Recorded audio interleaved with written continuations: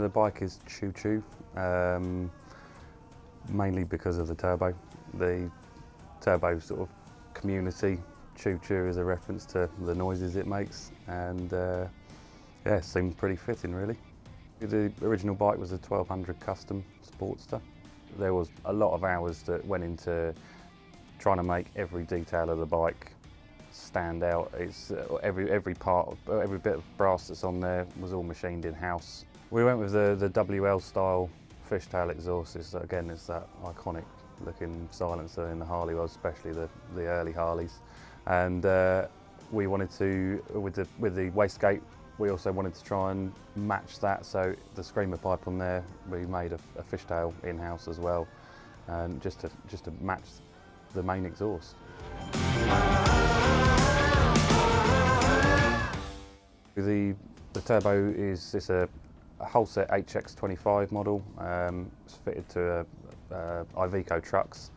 I did a little bit of research onto what people are using for sort of turbocharging cars and things like that, and most people use quite a small turbo. Most people use them for 1200cc cars, and so we decided to go with that. At the same time, we also wanted to stick with the vintage feel, so we put an S&S carb on it as well.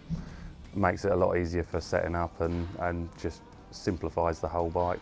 With the paintwork, we wanted the bike to feel almost shed built and made out of parts that have just been laying around or picked up at jumble sales, things like that.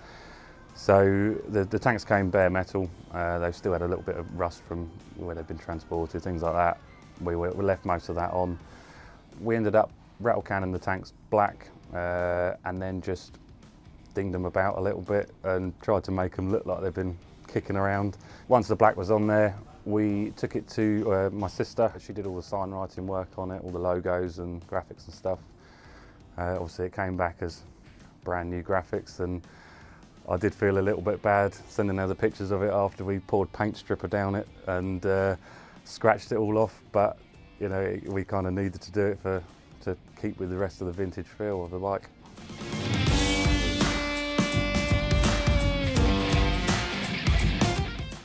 First time out on the road was a little bit nerve-wracking, but you know, obviously it's quite a big build, so everything's been apart, and doing the turbo and the carb conversion was a little bit unknown for us, but it seems to work pretty well. It actually rides quite nicely. The turbo seems to kick in quite well as well. It really puts a smile on your face, so I couldn't be happier with the way it's turned out.